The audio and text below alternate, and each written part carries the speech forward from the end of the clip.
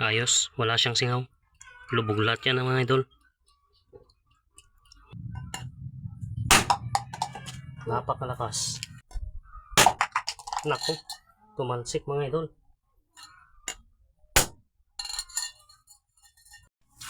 Guys, ngayong araw nga pala subukan natin gumawa ulit ng isang ganito. Unti-unti natin, simulan natin sa tangke. Ito nga pala yung mga materyales sa paggawa ng tangke. 1/2 na tubo. Pwede din ganito kahaba, pero ganito lang yung pinili ko. Spring, pwede rin yung spring ng payong. Yung gulong ng kuliglig.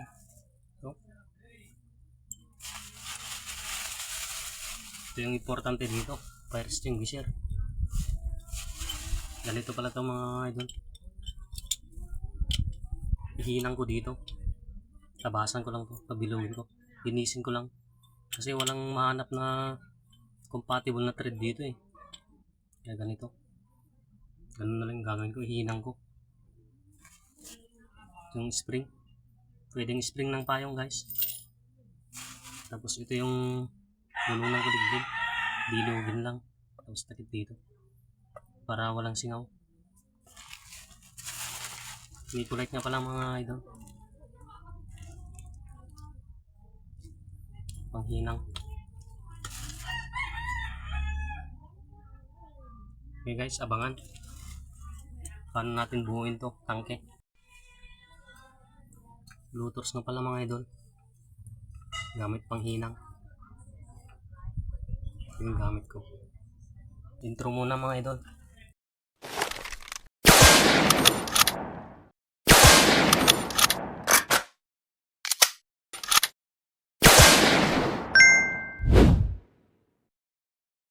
At saka syempre mga idol, ito hindi rin mawawala, nganga. Mama sa Ilocano, tawag sa Ilocano. Habang gumagawa, nagnanganga. Timpla muna tayo mga idol.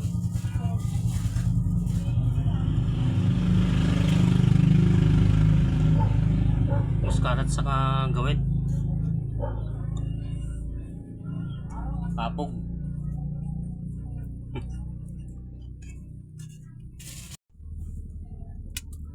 Mag-ingat lang sa pagtanggal nito mga idol. Baka madamage itong fire extinguisher niya.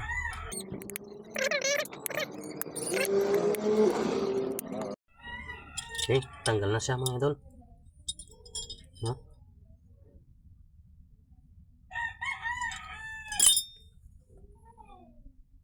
Ngayon, tanggalin muna natin to. Tabi muna. Para yung thread sa loob, linisin natin. Plain natin yan. Paglagyan ng hinang.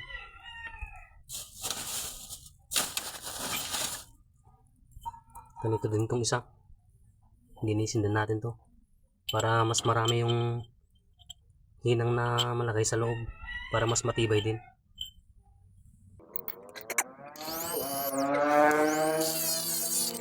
Hinay-hinay lang mga idol, baka madamage sa loob.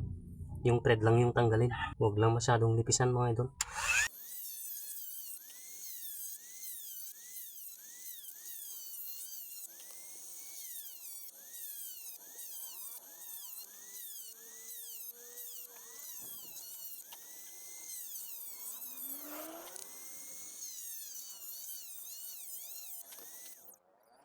Iwasan nyo lang madamage yung paglalapatan ng rubber dito mga idol, para walang singaw din. Yan kasi yan.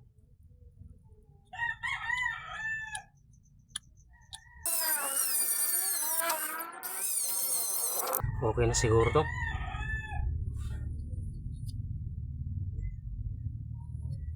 Gamitan natin ng grinder to kasi mas matibay.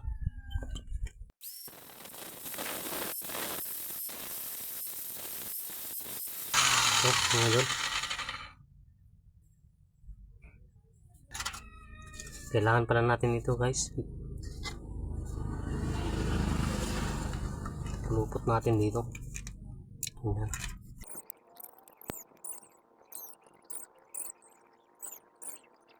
So idol, pwede nang ihinang. Ang paggawa nga pala ng ganito mga idol eh, ibuka lang itong bungangan niya para pag lalagyan ng hinang hindi ka mahirapan. Ganyan o. Kasi pag hindi yan nakabuka, masikip yan. Ang hirap ihinang. Okay, simulan na natin. Hinang.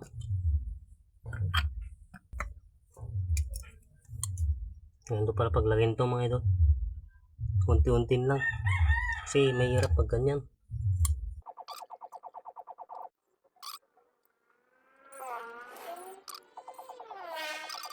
Okay. Dito na natin magagamit to. Pampatikit. Ito nga pala mga idol ay muriatic saka yung battery, yung takip niya. Yung tawag doon. Yung parang ganito niya na nakapulupot sa battery.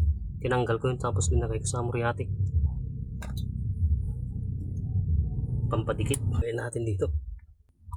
Mabilisang pandikit to sa paghihinang.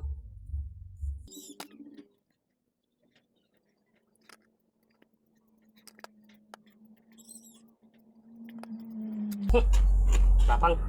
Magmas lang kayo mga idol. Tapang. Linagyan ko pala ng basang trapo mga idol para safe pa rin yung housing ng valve. Kailangan pala natin to mga idol.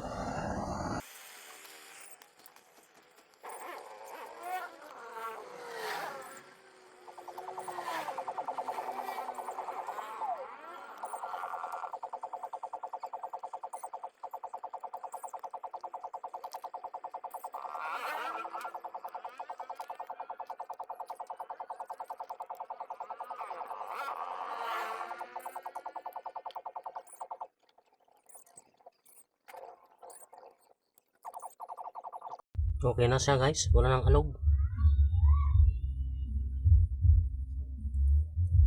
Diba? So guys, bumilog tayo. Yung kasya sa loob para pantakip sa singaw. Pero bago yan, linisin muna natin yung bunganga kasi may nakabara.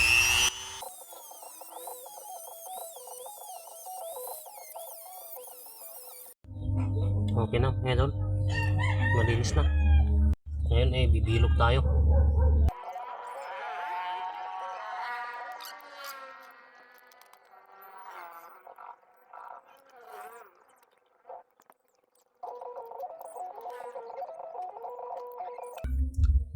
Yung magkakasya sa loob. Butasan pala natin to mga idol.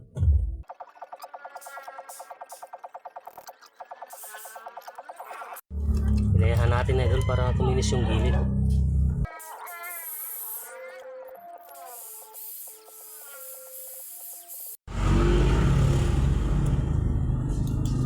Butasan pala natin to mga idol. Dito. Lalagyan ng tornilyo para lock na. Yung lock.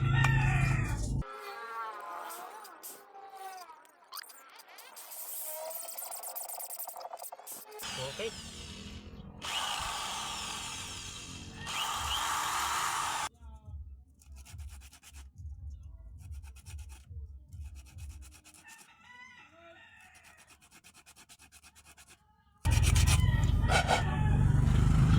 Ito guys, butas niya. Panlock lang yan. Butas niya. Panglock. Ngayon lalagay ko naman sa rubber to. Dito. Pero pag mahirap ilagay mga idol, luwakan lang konti. Baka kasi masira eh.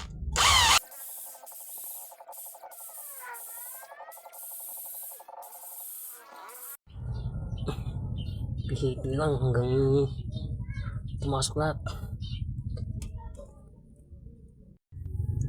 Okay na pala guys. Pasok na.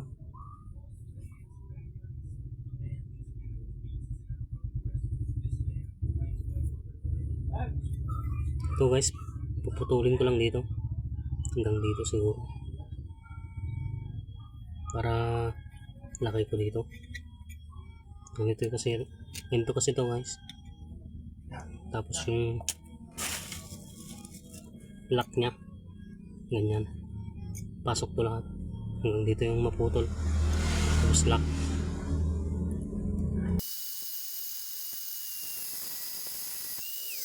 Matibay pala to guys, spring na makapal. Pwede rin yung washer yung magkakasya dito. Assemble natin guys, i-testing natin kung may singaw. Valve nga pala, spring.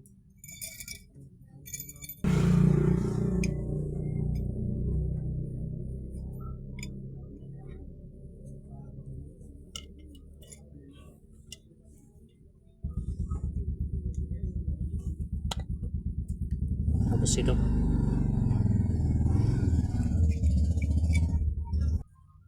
tapos yung lock.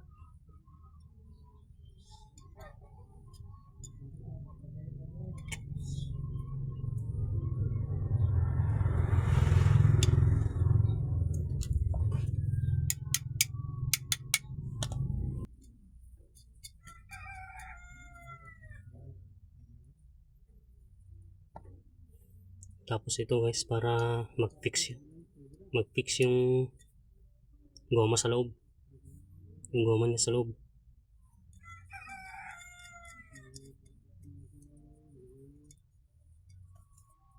Higpitan lang natin para mag-fix.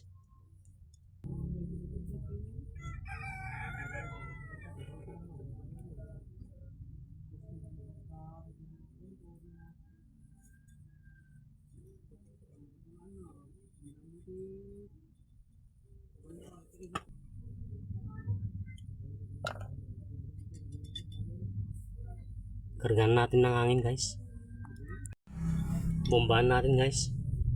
Pwede rin kayo gumamit ng bomba ng bike or motor para dito, pero ako may PCP fittings ako, pang PCP talaga. Thread ko lang dito.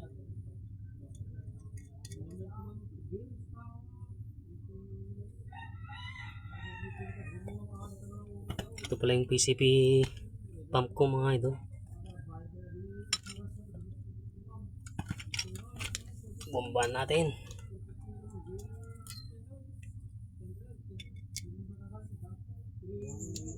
Unang subok ko guys, merong singaw sa pinaghinangan ko, pero maliit na butas lang. Kaso naubusan ako ng Nicolite, pupunuin ko sana yan Kaya ang gagawin ko na lang ay lagyan ko na lang ng epoxy, pero sisiguraduhin ko pa rin na matibay. Lagyan ko ng tubo. Naubusan pala ako ng Nicolite mga idol. Ang gagawin ko na lang lagyan ko ng epoxy dito para walang singaw. May konti lang singaw dito, konting-konti lang. Ganito na lang gagawin ko. Lagyan ko ng epoxy dito, tapos ganyan. Pupunin ko ng epoxy to. Time lapse na lang natin to mga idol, para mas mabilis at hindi kayo maboring. Panoorin nyo na lang mga idol kung paano ko gagawin.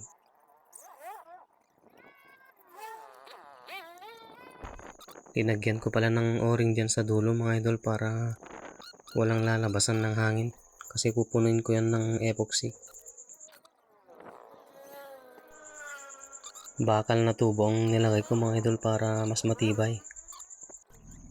Kung hindi naman kayo marunong maghinang mga idol, pwede naman epoxy na lang, pero bubutasan nyo lang sa gitna at lagyan ng tornilyo para magsilbing lock nya, tapos punuin nyo ng epoxy. Matibay pa rin yun. Pag epoxy kasi mga 200 PSI lang, pero pag nahinang mga 400 to 500 PSI kaya, kahit maliit ang tangke. Ngayon mga idol, i-assemble natin ulit at bombahan para makita kung wala na talagang singaw.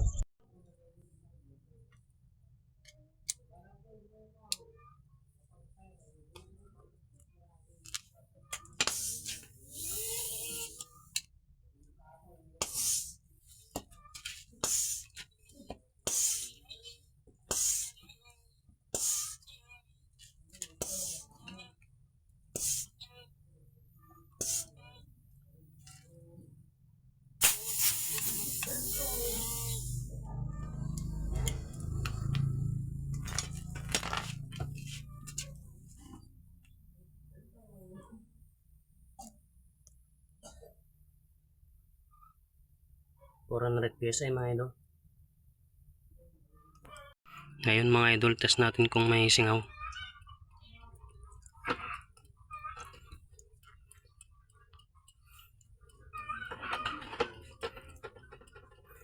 Ayos, wala siyang singaw. Lubog lahat yan mga idol. Oh. Walang singaw. Test fire natin mga idol.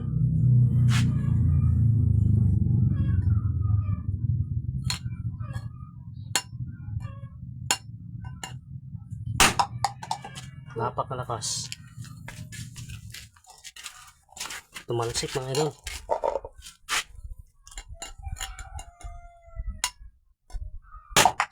Naku, tumalsik mga idol.